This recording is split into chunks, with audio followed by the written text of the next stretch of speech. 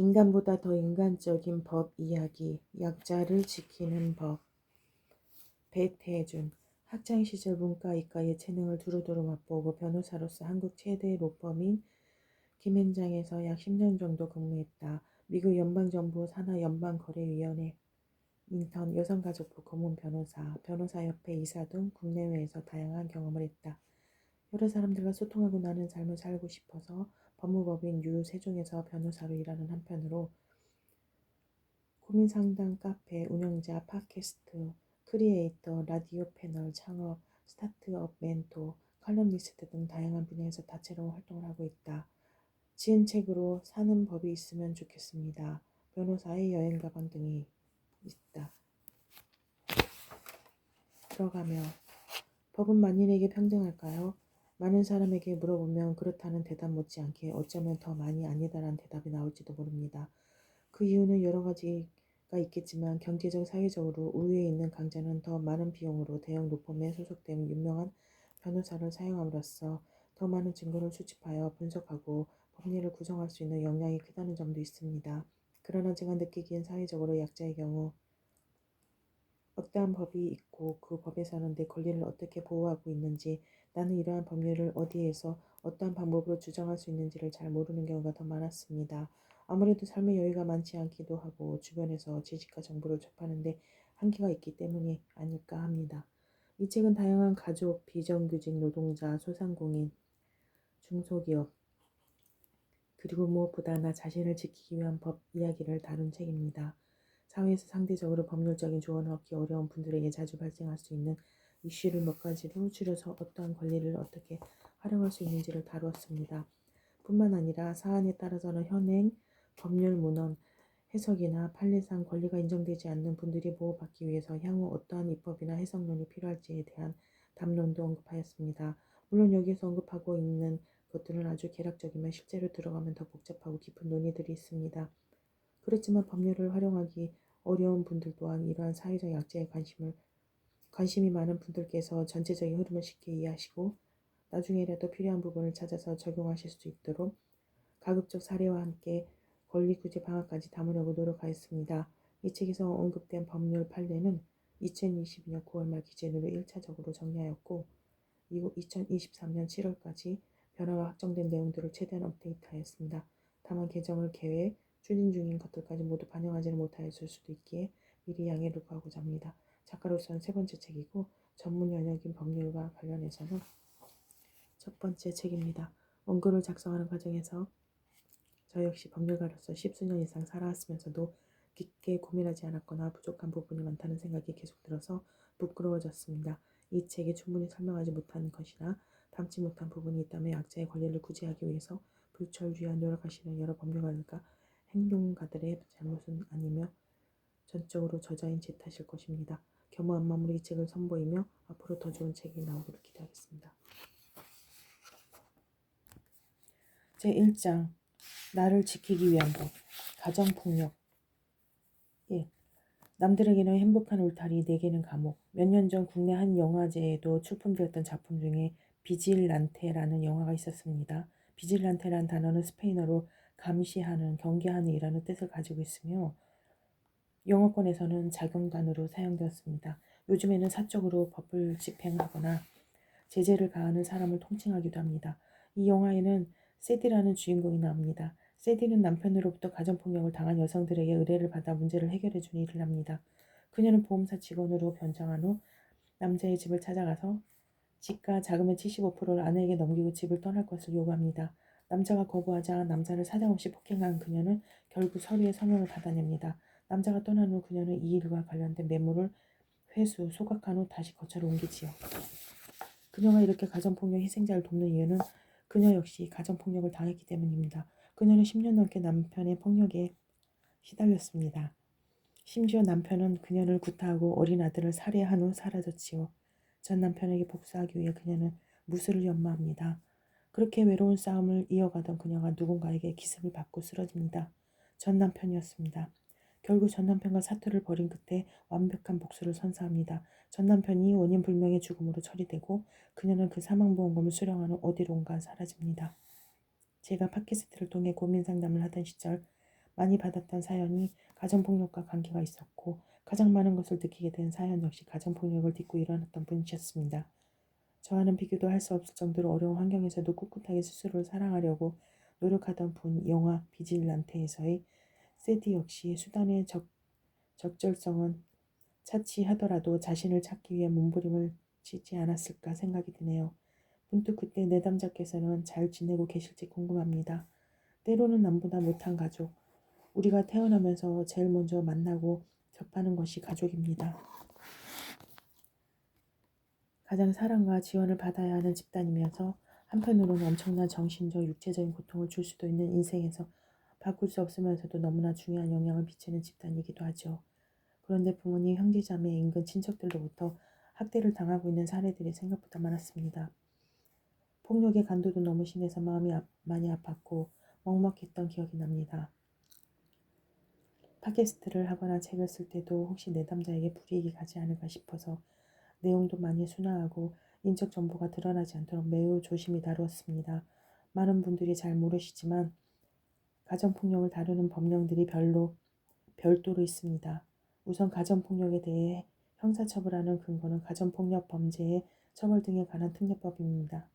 이 법 제2조 제1호는 부모, 배우자, 자식, 형제, 자매, 친척, 사실혼 관계에 있는 사람 등 가족 구성원 관계에서 벌어지는 상해, 폭행, 유기, 학대, 아동 혹사, 체포, 감금, 협박, 명예훼손, 주거수색, 신체수색, 강요, 공갈, 재물손괴 및 아동구걸 강요 등 신체적, 정신적 또는 재산상의 피해를 수반하는 행위를 가정폭력으로 규정합니다.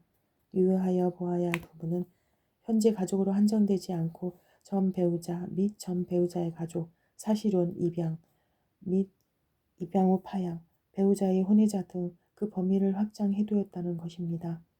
다양한 가족관계에서 가정폭력이 벌어질 가능성이 낮지 않다는 인식에서 출발하고 있는 것으로 보입니다. 가족을 고소할 수 있을까요? 많은 사람들이 잘 모르지만 가정폭력에는 직계 존속에 대한 고소금지가 적용되지 않습니다. 형사소송법 제224조는 자기 또는 배우자의 직계 존속을 고소할 수 없다고 규정합니다. 이 조항이 시대착오적인 것이냐에 대한 논란은 변론으로 하더라도 가정폭력 특례법에 따라 상당수의 가족 간 폭력이나 학대, 갈취 등은 고소를 할 수 있습니다. 또 가정폭력을 발견한 사회복지 담당자나 의사 등은 즉시 신고해야 할 의무가 있습니다. 국가에서는 긴급한 가정폭력에 대응하기 위하여 여성 긴급전화 국번 없이 1366이며 카카오톡이나 문자 등을 통한 상담이나 신고도 가능합니다를 운영하고 있으며 이외에도 아동, 여성, 장애인, 경찰 지원센터로 또 신고할 수 있습니다. 물론 112, 129 등 일반적으로 구조 요청을 할 수 있는 번호들을 통해서도 사건을 접수할 수 있습니다. 가정폭력이 인정될 경우 형사처벌될 뿐만 아니라 피해자와 가해자를 분리하고 피해자를 보호시설이나 의료시설로 옮기는 임시 조치를 할 수 있습니다. 또한 가해자에 대하여는 피해자 점유공간에서 퇴거 및 접근금지, 구치소, 유치 등 임시 조치를 할 수도 있습니다.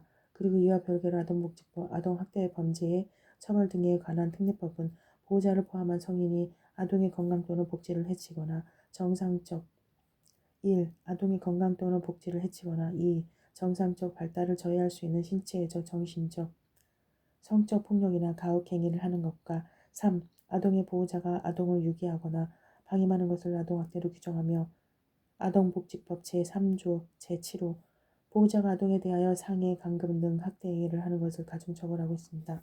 아동학대 범죄의 처벌 등에 관한 특례법 제2조 제4호 등 그렇다면 가정폭력에 대한 이런 제도들은 가정폭력을 막는 데 얼마나 효과가 있을까요? 2022년 여성가족부 가정폭력 통계실태조사자료 2018년 보건복지부 아동종합실태조사 등의 자료에 의하면 지난 1년간 2020년 8월에서 2021년 7월 배우자에 의해 4개의 유형 폭력, 신체적, 성적, 경제적, 정서적 폭력 피해율은 여성 9.4%, 남성 5.8%였고 5개 유형 폭력, 신체적, 성적, 경제적, 정서적 폭력 및 통제 피해율은 여성 28.7%, 남성 26.3%로 나타났습니다. 2016년 같은 조사에서는 4개 유형 폭력 피해율은 여성이 10.9%, 남성이 6.6%, 5개 유형 폭력 피해율이 여성 28.9%, 남성 26.0%이므로 아직 낮다고 보긴 어렵습니다. 아동학대의 경우 2018년 아동종합실태조사에서 아동들의 응답을 기준으로 할 경우 1년간 부모나 성인 보호자 없이 30분 이상 방치된 경험을 한 경우 방임과 25%, 신체 학대를 당한 경우가 27.7%를 정서적으로 학대를 당한 경우가 38.6%였습니다. 가정폭력이 없어지지 않는 이유. 왜 가정폭력이 없어지지 않을까요? 전문가들이 여러 가지를 지적합니다만 가장 큰 이유는 피해자와 가해자의 관계가 단순하지 않기 때문입니다. 가족은 모두에게 가장 일차적인 사이입니다. 사람은 태어나자마자 맞이하게 되는 가족 관계에서 애착, 의존 등 다양한 감정을 형성합니다. 소속감과 유대감을 심어주는 것도 가족입니다. 따라서 가족 관계에서 이런 문제가 발생했다는 것만으로도 엄청난 충격과 상실감을 받게 됩니다. 어떠한 이유로든 폭력이 정당화될 수 없음에도 내게도 문제가 있었던 것 아닌가, 거꾸로 상대방의 폭력을 이해하려는 것이죠. 그 과정에서 끊임없이 자책하거나 스스로를 비하하면서 부정적인 감정이 형성되고 자존감이 낮아집니다. 다른 사람들에게 알리게 되었을 때 가족 및 친족 관계 전체에 미치는 파장이 너무 크다는 점도 문제입니다. 자신 때문에 가족 전체가 파탄날까봐 겁을 먹은 피해자는 점점 소극적이 됩니다. 가정폭력을 알게 되었을 때 적극적으로 대처하지 않는 가정 구성원들의 태도 역시 사건을 키우는 경향에 일조합니다. 간혹 상담하다 보면 가정폭력 사실을 다른 친족이나 가족에게 이야기했을 때 오히려 피해자를 설득하려는 시도가 있는 경우들을 보게 됩니다. 내가 좀 참아라, 다 너를 아껴서 그런 것이다 라거나, 비록 아주 가끔 폭력적이 되기는 하지만 훨씬 더 많은 시간 동안 나를 사랑해주지 않니라는 식으로요. 실제 사랑을 하는지 안 하는지는 별개로 하더라도 아끼는지 사랑하는지 등의 감정은 받는 사람이 판단해야 하는 문제입니다. 당하는 사람의 고통을 정당화할 수 있는 상황은 없습니다. 가정의 일은 가정에서 끝내라. 가정에 개입하지 않으려는 사회의 암묵적인 합의 역시 초기에 진압할 수 있는 가정폭력 문제를 키우는 데 일조합니다. 공권력이 사적 영역에 섣불리 투입되는 것을 부담스러워하는 경향이 있다 보니 배우자 폭력의 경우 피해자 중 92.3%가 도움을 청한 적이 전혀 없었고 3.9%가 가족, 친척, 3.3%가 이웃이나 친구 등 지인에게 도움을 청했습니다. 경찰 1366 상담소나 보호시설 등 공적 기관에 도움을 청한 비율이 각 0에서 1%대에 불과했습니다. 물론 가정폭력이 발생했을 때 외부 도움을 요청하지 않은 이유로 폭력이 심각하지 않다고 생각하거나 그 순간만 넘기자는 응답이 가장 높았습니다. 하지만 신고한다고 나아지지 않을 것이라고 생각하거나 경찰이나 관련 기관이 도와줄 수 없다고 생각하는 비율도 대략 20%, 10% 정도를 차지합니다. 또한 같은 통계 자료에서 가해자에 대한 법률적 조치나 강화되어야 한다. 법률적 조치가 강화되어야 한다. 가정폭력 발생 가정에 대해 경찰이 지속적으로 관리할 필요가 있다는 의견이 96에서 97% 정도에 달할 정도로 높다는 점을 고려하면 국가기관의 미개입이 미덕인 시절은 지난 것으로 보입니다. 서두에서 언급한 영화를 보면 아시겠지만 가정폭력은 우리나라만의 문제는 아닙니다. 가정폭력 반대 전미연합에서도 미국 여성의 3분의 1, 남성의 4분의 1이 일생 동안 가정폭력을 겪는다고 할 정도니까요. 이처럼 가정폭력은 다른 형사법 위반보다 제의식이나 사회적인 인식이 낮습니다. 하지만 가정폭력은 피해자의 육체, 정신, 경제적인 파탄을 가져올 뿐만 아니라 대물림을 통해 확산될 수 있는 심각한 행위입니다. 따라서 이제는 우리 사회가 보다 경각심을 가지고 대응해야 할 것으로 보입니다. 민법 제915조에서 규정하고 있던 부모의 징계권 조항이 2021년 삭제되었는데 작은 체벌이 큰 폭력이 될 수 있다는 점에서 유의미한 변화라고 생각됩니다. 추가로 한마디, 가정폭력 가해자 상담조건부 기소유예 제도, 가정폭력과 관련하여 특색 있는 제도가 하나 있습니다. 가정폭력 가해자 상담조건부 기소유예 제도입니다.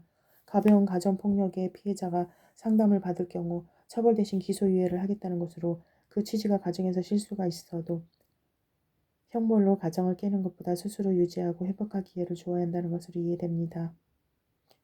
실제로 신체 폭력 피해자의 69.2%가 폭력이 재발하지 않았다고 하는 등 그 효과도 누리고 있는 것으로 보입니다. 이 제도는 단순히 피해자를 봐주기 위해 만들어지진 않은 것으로 보입니다. 피해자 역시 가정폭력에서 벗어나고 싶지만 가해자와 절연하는 것보다 가해자가 변화하는 것을 더 원할 수 있을 테니까요.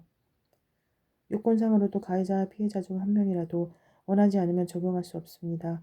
물론 재범이나 중범죄 등 제도의 취지에 맞지 않는 자에 대하여는 보다 엄격하게 형사처벌을 해야 한다거나 보복 등을 막기 위한 모니터링이 필요하다.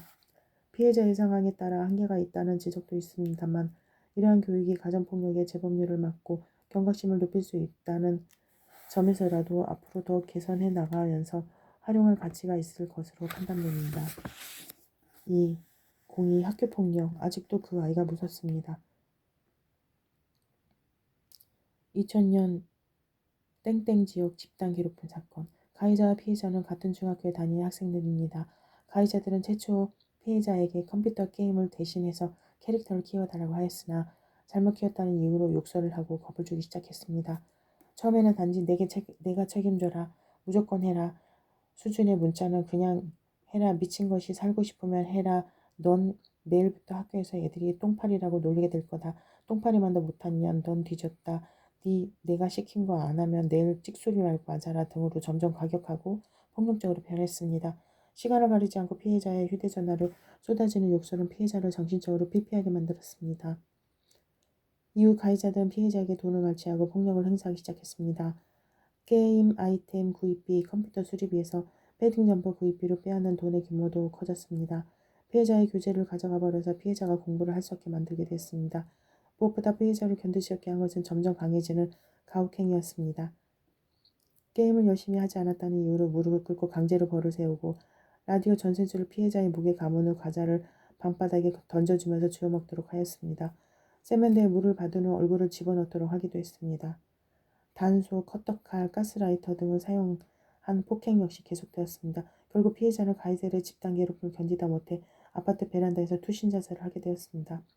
공개된 유서에는 피해자가 가해자로부터 얼마나 많은 집단 괴롭힘을 당했는지와 함께 가족들에 대한 사랑과 염려, 그리고 마지막으로 가해자들이 집 비밀번호를 알고 있으니 도어키 번호를 꼭 바꿔야 한다는 내용이 거듭 담겨져 있었습니다.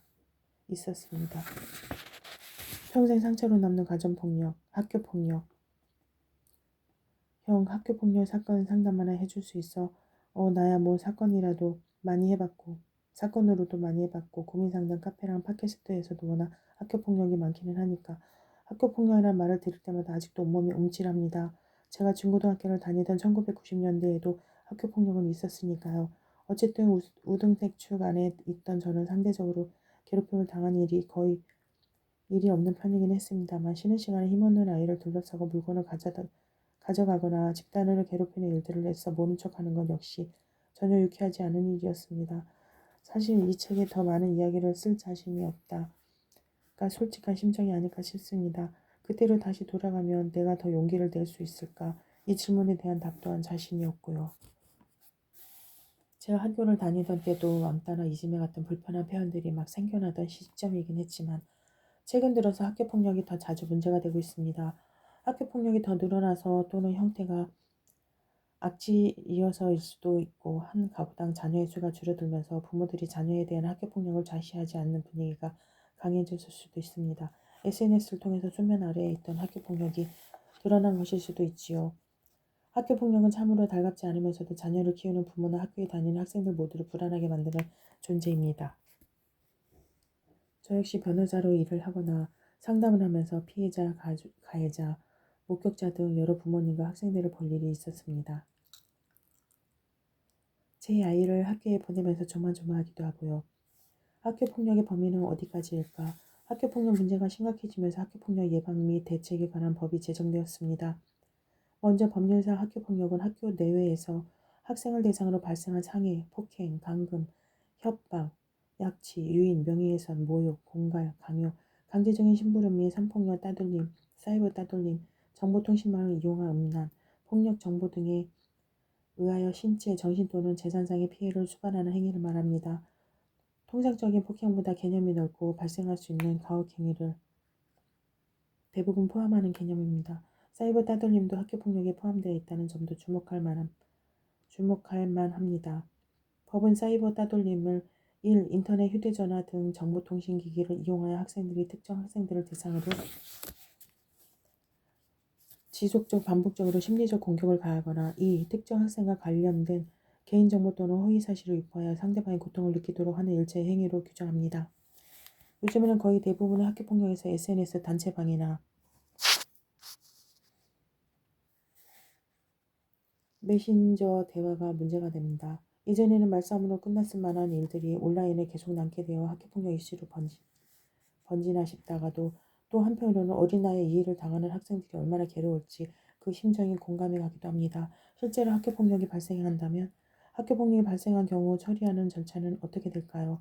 경미한 사건이고 당사자들이 동의하는 경우를 제외하면 원칙적으로는 학교폭력 대책심의위원회 이른바 학폭위에서 조사와 심리를 하여 가해 학생에 대한 징계 절차를 진행하게 됩니다.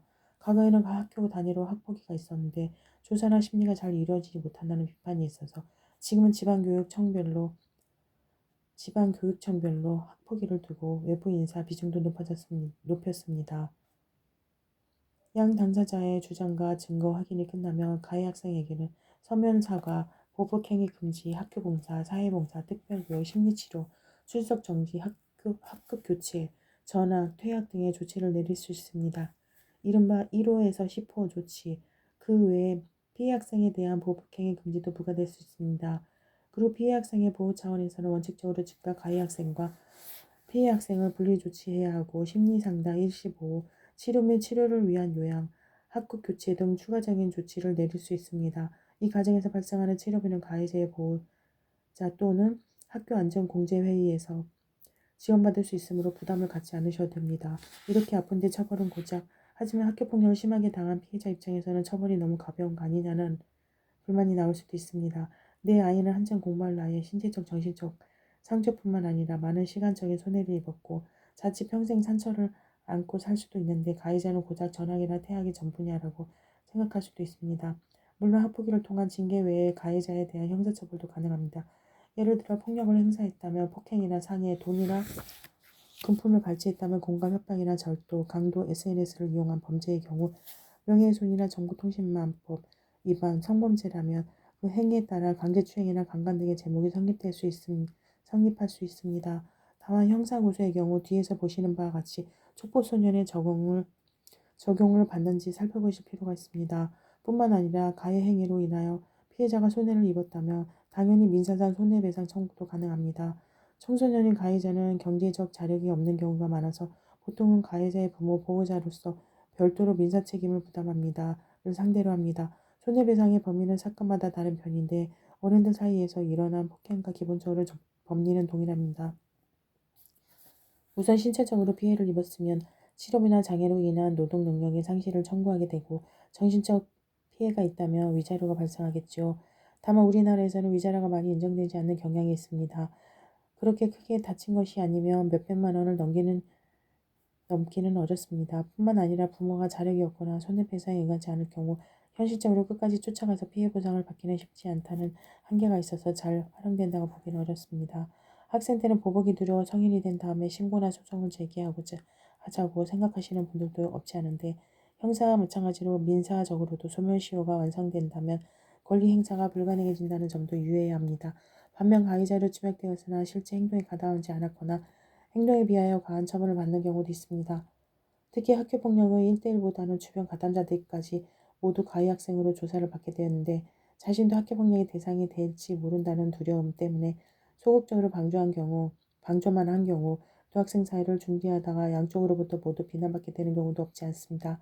조치의 수준에 따라 기록 항목이나 보존기간이 다르기는 하지만 학생부에 기록되면 향후 입시나 사회생활에 불리하게 될 것을 우려하여 행정심판이나 행정소송을 제기하는 경우가 적지 않습니다. SNS를 통해 폭로한다면 물론 이 절차보다는 SNS 폭로를 더 많이 활용하는 경향이 있는 것은 사실입니다.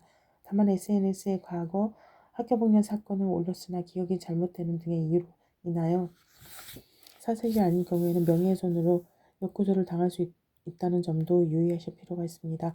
참고로 한국 법제상으로 사실 적시 명예훼손도 처벌 대상은 되나 공공의 이익에 해당하면 처벌을 하지 않는 구조입니다. 그리고 유명인들 입장에서는 사실임이 확인되는 것이 더 큰 문제이므로 아직까지는 폭력자들에 대해 허위사실을 이유로 명예훼손 고소를 하는 경향이 있기는 합니다. 안타깝게도 학교폭력에 대한 대책을 많이 마련해도 해결이 잘 되지 않습니다. 피해자들의 망가진 삶은 당연히 가장 큰 피해입니다. 성인이 되어서까지도 신경증, 우울증, 자존감 하락, 조울증 등 정신적 피해를 입는 경우가 상당히 많습니다. 사람에 대한 두려움으로 인해 대인관계가 원만하지 못하고 사회에서 자리를 잡는 데도 곤란을 많이 겪습니다. 간혹 스스로에게 극단적인 행위를 하거나 제3자에게 가해하는 경우도 있고요. 뿐만 아니라 학교폭력이 학교에서 해결되지 않고 성인이 되고 나서 폭로가 될 경우 주변인 역시 애꿎은 피해자가 되기도 합니다. 최근 연예인, 운동선수 등 유명인들이 과거 학교폭력으로 인해 곤욕을 치르는 경우들이 있습니다. 가해자 자신이 성인이 돼서 책임을 지는 부분이야 어쩔 수 없다지만 그들과 업무를 하고 있는 소속자, 제작자 등 업계 관계자 입장에서는 억울한 일입니다. 본인이 학교폭력을 저질렀다고 자인하지 않는 이상 사전에 알아차리는 것은 불가능하니까요. 학교폭력 논란으로 인한 손해를 해결하기 위해 소속사와 제작사 사이에 장기간 소송을 하는 경우도 발생합니다. 엄밀히 말하면 둘 다 직접 잘못을 한 당사자가 아닌데도 말이지요. 사회적 손실임이 명백합니다. 학교폭력을 해결할 방법은 전문가들이 지적하는 가장 큰 이유는 닫힌 사회와 청소년기입니다. 학교는 전문성을 가지고 학생들을 건전한 사회인으로 키워내는 책무를 가지고 있습니다. 그래서 교육권과 자율권을 존중하다 보니 일반 사회와 분리됩니다. 아직 자립성과 자존감이 완성되기 전 청소년들은 내부 중고 집단으로부터 받는 영향이 훨씬 더 크고 문제가 생겼을 때 어디에 어떻게 도움을 청해야 하는지 잘 알지 못하기도 하고요. 많은 전문가들이 학교의 폐쇄성을 줄여야 한다고 주장합니다. CCTV 설치, 특수사법, 경찰관의 준하는 전담관리 인력의 배치, 외부 상담사의 상시 방문 등이 보다 적극적으로 논의될 필요가 있습니다. 고교학점제가 도입되면 모든 학생들이 하루 종일 같은 교실에서 수업을 듣는 일이 줄어드는데 이 역시 어떠한 영향을 미칠지 살펴볼 필요가 있습니다. 외부에 신고를 할 수 있는 곳들도 많아지고 있습니다. 쿠폰 없이 117, 휴대전화로 1388, 샵 0117, 문자를 보내시거나 스마트폰 앱 117CHAT를 설치해서 신고할 수 있습니다. 그 외 청소년 사이버 상담센터, 안전드림, 청소년 모바일 상담센터, 다 들어줄게 등도 운영하고 있습니다. 익명이나 제3자 신고도 되니 지금 어려움을 겪고 계시거나 그런 친구들을 아는 분들께서는 주저하지 마시고 꼭 연락하시기 바랍니다. 다만 궁극적으로는 학교와 학생을 바라보는 관점을 이야기하지 않을 수가 없습니다. 지금의 학교는 입시를 위한 수단이고 학생은 경쟁을 위한 도구입니다. 좋은 대학에 얼마나 많은 학생이 들어갔는지가 명문 학교를 판단하는 척도가 됩니다. 사교육 강풍은 여전하고 유튜브나 인터넷 강의 등 지식을 얻을 수 있는 창구는 매우 넓어졌습니다.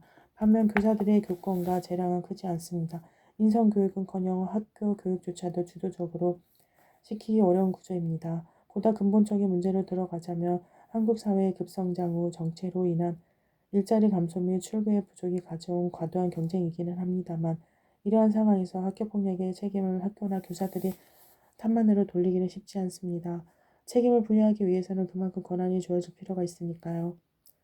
마지막으로 관심을 가져야 하는 부분 학교폭력은 관련자가 아니더라도 누구든지 신고를 할 수가 있다는 점입니다. 따라서 학교폭력 사실을 알게 된 분들께서는 꼭 자신의 자녀가 관련된 것이 아니라고 하더라도 적극적으로 나서주시기를 간곡히 부탁드립니다. 추가로 한마디, 촉법소년 제도를 둘러싼 논란. 촉법소년은 법에 저촉되는 행위를 한 청소년을 통칭하는 표현으로 널리 알려져 있으나 엄밀히 말해 법률적 용어는 아닙니다. 형법 제9조는 형사 미성년자라는 표제하에 14세가 되지 아니한 자의 행위는 변하지 아니한다고 규정하고 있는데 이를 촉법소년으로 해석합니다.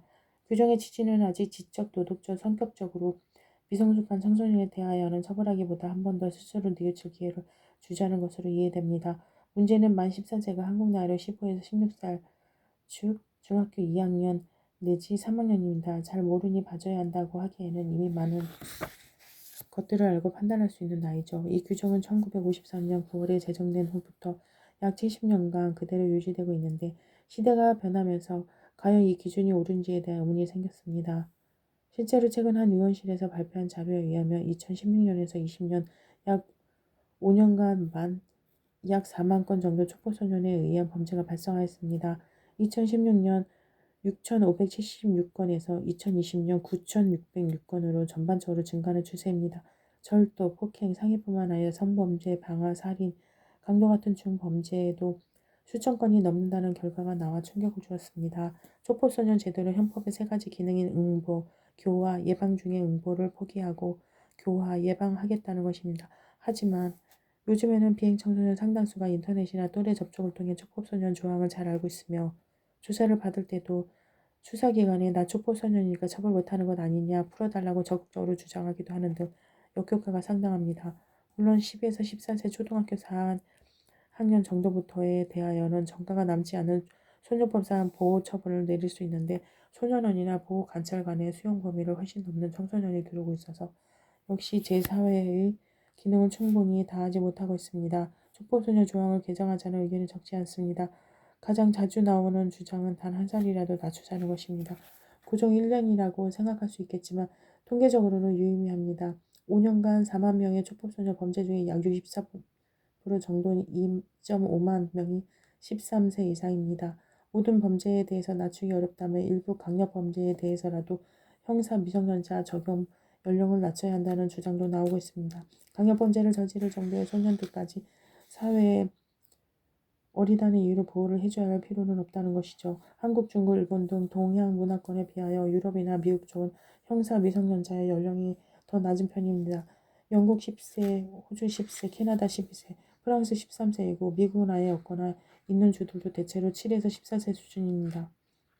어쩌면 유교적이고 수직적인 사회가 아이와 어른을 더 달리 보기 때문은 아닐까라는 생각도 듭니다. 범죄자라고 해서 반드시 사회에서 퇴출시켜야 한다는 것은 아닙니다. 분명 제4회에 기회를 주어야 합니다. 그런데 지금 강력범죄에 대하여 처벌도 못하고 제4회도 이루어지지 않는다는 것은 문제가 많습니다. 인터넷이 발달하면서 어린 나이부터 점점 많은 것을 알게 되고요. 장기적으로는 청소년 범죄를 전담하기 위한 예방이나 상담 시설의 확충이 필요합니다만 이와 별개로 형사 미성년자 연령을 낮추는 건 역시 진지하게 고민할 필요가 있지 않을까 싶습니다. 3. 스토킹. 더 이상 내게 접근하지 말아요. 2022년 땡땡 KBS 1 FM 라디오 매거진 위크엔드 시사 포커스 중 진행자 먼저 한 주간 화제가 된 시사 이슈를 집중 조명해보는 시사 포커스 배태준 변호사와 함께합니다. 안녕하세요. 저자 안녕하세요. 배태준입니다. 진행자 오늘은 신당역에서 발생한 살해 사건을 통해 스토킹 범죄와 피해자 보호 문제에 대한 이야기 나눠보겠습니다. 있어서는 안 될 끔찍한 사건이 벌어졌어요. 저자 2020년 9월 14일 수요일 저녁 9시경 서울 지하철 2호선 신당역 여자 화장실에서 31세 남성 정모 씨가 서울교통공사 직원이자 입사 직원이었던 20대 여성 영무원을 흉기로 찔러 살해한 매우 끔찍한 사건이 벌어졌습니다. 사건 내용도 참혹하고 마음 아파서 일요일 아침부터 청취자분들께 이런 내용을 방송으로 하는 것이 적절할지 고민이었는데 시사점들이 좀 있어서 그래도 한번 이야기를 나눠보려고 합니다. 일요일 오전 시사 방송은 보통 목요일에서 금요일 정도부터 주제를 논의합니다. 한 주간 있었던 뉴스들 중에 가장 화제성이 있고 중요한 것을 골라서 대본 작업을 하는 거죠. 이 주에는 여야 국회 할 것 없이 워낙 정치적인 이슈가 많아서 당연히 정치 쪽 방송을 할 것이라고 생각하고 있었습니다. 그런데 논의하는 과정에서 이 말이 나왔습니다. 신당동 영무원 살인사건 기사 보셨어요? 살인이 큰일이기는 하지만 일요일 아침 방송 주제를 적절하지 않기도 해서 보통의 사건이면 정치적으로 하자고 할까 싶었습니다. 기사를 열어보았습니다. 스토킹의 심각한 피해자를 상대로 한 보복 문제, 우리가 무언가를 바꾸지 못하는 사이에 또 한 명 꽃다운 청춘이 쓰러졌구나. 마음이 많이 아팠습니다.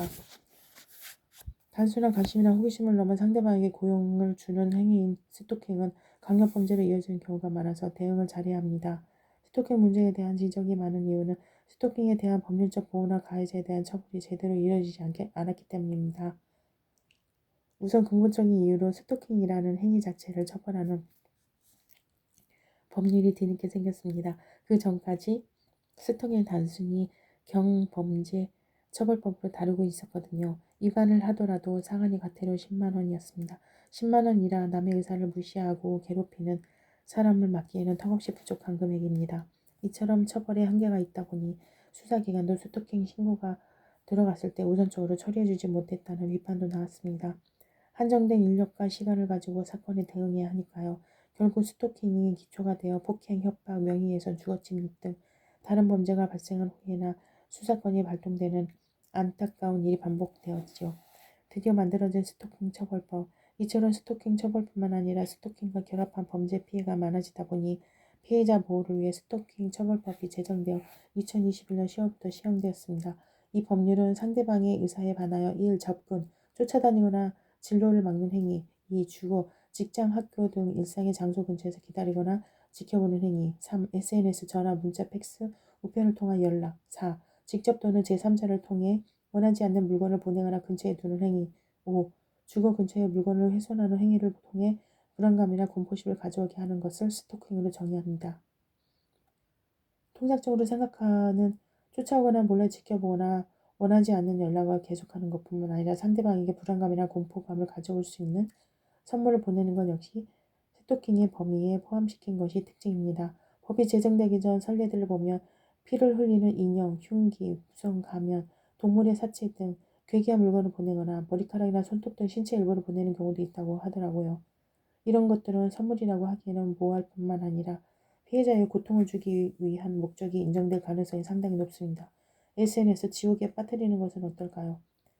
원하지 않는 SNS 메시지가 하루에 수백 수천 건씩 오는 건 역시 폭력이라고 보는 사람들이 많고 법상으로도 직접 또는 제3자를 통해 물건을 보내거나 근처에 두는 것을 스토킹이라고 보고 있기 때문에 법 위반으로 인정될 가능성이 높습니다. 위에 원하지 않는 물건에는 글, 말, 소리, 영상, 화상 모두 포함되니까요. 다만 현행 법률상으로도 근처에 있어야 하므로 멀리서 사진을 찍거나 도청하는 것은 아직 스토킹 처벌법으로 처리되지 않습니다. 도청의 경우 다른 요건들을 만족하면 통신비밀보호법 위반이 될 것이고 사진 촬영은 초상권 침해에 해당할 수 있습니다. 사진을 제3자에게 배포할 경우에는 초상권 침해에 더하여 명예훼손 가능성이 있고 사진을 피해자에게 직접 보낸다면 그때부터 스토킹 처벌법이 적용됩니다. 또한 동거인이나 가족이 아닌 제3자에 대한 공격 역시 스토킹 처벌법으로 보호받기 어려운 부분이 있습니다. 예를 들어 연예인이 열애설이 난 경우 일부 팬들이 그 열애 상대방을 공격하는 경우가 있는데 이는 연예인 본인에 대한 스토킹은 아닙니다. 물론 그 열애 상대방 자신에 대한 스토킹을 성립하는 것이 아닐까 하는 의문이 있는데 이는 법률 시행 이후 적용 범위나 해석에 따라 달라질 것으로 보입니다. 스토킹 피해자를 보호하기 위해선 스토킹 행위를 한 사람에 대하여는 형사처벌 조항이 있으나 더 중요한 것은 피해자와 분리하는 등 피해자 보호 조치입니다. 스토킹 처벌법을 제정한 목적 자체가 처벌을 강화할 뿐만 아니라 처벌까지는 시간이 오래 걸리니 일단 피해자 보호를 위한 응급 조치를 신속하게 할 수 있도록 하자는 취지이기 때문입니다. 구체적으로 스토킹 범죄 신고를 받은 경찰은 1. 현장에 나와서 스토킹 행위를 제지하고 향후 스토킹 행위의 중단, 통보 및 스토킹 행위를 지속적 또는 반복적으로 할 경우 처벌 경고를 하고 2. 스토킹 행위자와 피해자 등의 분리 및 범죄 수사를 하며 3. 피해자가 원할 경우 상담이나 보호시설로 인도하며 4. 스토킹 행위가 지속적 또는 반복적으로 행하여질 우려가 있고 긴급한 필요가 있는 경우에는 100m 접근 금지, 연락금지 등의 조치를 취할 수 있습니다. 다만 사의 경우에는 법원의 사후 승인이 필요합니다. 뿐만 아니라 강화된 장치가 또 하나 있습니다. 법원은 경찰이나 검찰의 신청이 있을 경우 잠정적으로 접근이나 연락을 금지하는 것뿐만 아니라 최대 1개월간 구치소에 유치할 수 있습니다. 잠정 조치를 위반하거나 지속적 반복적으로 스토킹을 계속할 경우 형사처벌의 대상이 됩니다. 인신을 구속할 수 있는 영장주의가 매우 예외적으로 인정된다는 점을 고려할 때 이는 상당히 강화된 조치라고 볼 수 있습니다. 가장 중요한 건 피해자를 보호하는 것. 그럼에도 불구하고 일각에서는 아직도 피해자 보호가 부족하다는 지적 역시 적지 않습니다. 가장 큰 부분은 신고 시점부터 구류의 잠정 조치까지 걸리는 시간입니다. 피해자가 수사기관으로부터 계속된 보호를 받을 수 있는 장치가 없기 때문입니다. 법원 업무가 폭증하여 과부하 상태에 걸린 상황에서 잠정 조치가 얼마나 신속하게 발부될지에 대하여도 걱정이 있습니다. 실제로 스토킹 처벌법 시행 이후에도 신고 이후 잠정 조치 전에 보복 범죄가 발생하는 안타까운 일들이 벌어지고 있습니다. 전문가들이 제시하는 방법은 가해자로 신고된 사람에 대한 감시 시스템입니다. 예를 들어 미국은 일부 주에서 스토킹 범죄자에게 전자팔찌나 팔찌 부착을 명령할 수 있도록 하고 있습니다. 피해자의 주거나 직장 등에 접근했을 때 바로 알람이 울려서 경찰이 출동할 수 있게 하는 것이죠. 한국에서는 성범죄 등 중범죄자나 보석 석방자에 대하여 전자팔찌를 착용하는 제도를 두고 있는데 특정 지역에 대한 이동이나 방문을 예방한다는 측면에서는 스토킹에도 충분히 적용해 볼 만합니다. 언론 보도에 따르면 수사기관 내부적으로도 스토킹의 수준이나 반복 정도로 관리하는 시스템을 개발하겠다는 이야기가 나오고 있으므로 이 부분도 함께 고민하면 어떨까요? 수사기관에 신고하고 잠정조치 등 강한 조치가 취해질 수 있도록 적극적으로 그 증거를 수집해둘 필요가 있습니다. 피해자 입장에서는 그 증거를 만들고 살펴본다는 것 자체가 고통스러운 일이나 많은 반복적 위해 가능성에 대한 입증이 부족할 경우에는 원하는 수준으로 보호받기가 어려운 것도 사실이기 때문입니다. 주거지 입구에 CCTV 등 영상 촬영 장비를 달아두면 가장 좋겠지만 비용 문제가 있을 경우에는 휴대폰으로 촬영이나 녹음을 해두는 건 역시 중요합니다. 과거보다는 진일보 했지만 그럼에도 지적이 나오고 있는 스토킹 처벌법의 구체적인 적용 방향에 대해서는 우리 모두 주목할 필요가 있겠습니다. 추가로 한마디, 법률에 따른 신고와 별개로 어떻게 대응을 하면 좋을까? 스토킹에 대한 조언이나 자문을 하다 보면 막말할 때가 있습니다. 사후적 처리 방법을 알려드린 것은 피해자에게 실질적인 도움이 아닐 수 있기 때문이죠. 그러다 보니 일단 이것을 어떻게 대응하면 좋을지에 대한 문의가 많습니다. 여러 전문가들의 의견을 종합해보면 스토킹은 초반부터 단호하고 분명히 거절해야 합니다.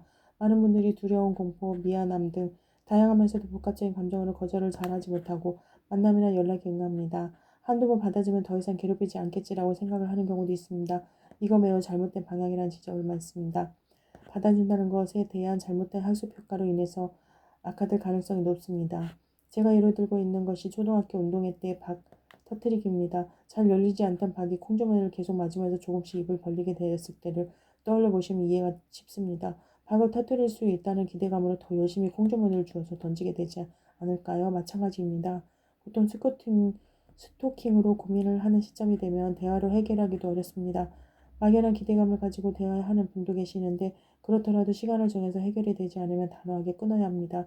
상대방이 찾아오는 유형이라면 초기부터 혼자 고민하지 말고 주변 도움을 받는 것이 더욱 중요합니다. 정신적 피해를 넘어 구체적인 신체적 물리적 가해를 가할 수도 있는 위험한 상황이니까요. 아직 100% 보호가 안 된다고 하더라도 수사기관에 신고하는 것이 제일 좋고 아니더라도 가족, 친구, 가해자 쪽 가족에게 적극적으로 알릴 필요가 있습니다. 초반에 이렇게까지 해야 하나 버벅당하는 건 아니야 라는 생각이 들 수 있는데 이러한 생각이 드는 상황이라면 이미 스토커가 스스로 멈추기는 힘든 수준인 경우가 많습니다.